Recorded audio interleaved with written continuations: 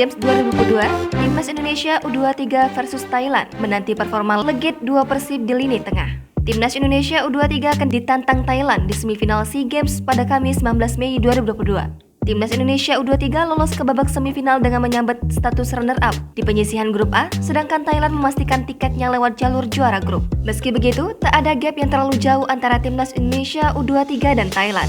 Justru, penampilan pasukan Sintayong lebih mentereng dibandingkan anak asuh Polking tersebut. Juru taktik Thailand pun mengakui hal itu. Menurutnya, Timnas Indonesia U23 adalah tim terkuat di semifinal SEA Games kali ini.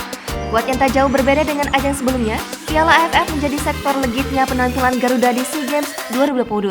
Seperti yang dibilang Polking, Timnas Indonesia U23 membawa skuad yang tak jauh berbeda dengan event sebelumnya, Piala AFF. Justru, Timnas Indonesia U23 kali ini ketambahan pemain mentereng yang baru saja mendapatkan kewarganegaraan Indonesianya.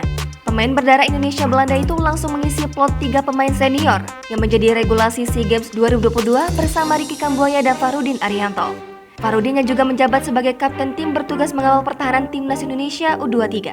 Dan peran vital di lini tengah ditunjukkan duet pemain senior sekaligus punggawa Persib Bandung, Klok dan Kambuaya. Ricky Kambuaya dan Mark Klok selalu menjadi pilihan utama Sintayong untuk mengawal lini tengah Timnas Indonesia U23. Dan pada laga melawan Filipina, keduanya sukses menyuguhkan performa yang mentereng. Kambuaya lebih bermain ke depan untuk melayani trio lini depan Garuda. Benar saja, berkali-kali umpan terobosan dan kreativitas Kambuaya sukses mengancam gawang Filipina. Kualitas passing dan visi bermain Kambuaya membuat peran Egy dan Witan begitu melejit. Berkali-kali umpan Kambuaya mampu melayani dua winger Timnas Indonesia U23 itu yang bergerak menusuk ke arah kotak penalti. Begitu juga Mark Klok. Jika Kambuaya lebih membantu penyerangan Garuda, maka Klok adalah yang bertugas sebagai pivot, pengatur tempo serangan dan pengawal lini tengah. Klok mampu memberi rasa aman di lini tengah Timnas Indonesia lewat kecerdasannya membaca situasi pertandingan dan membaca pergerakan lawan.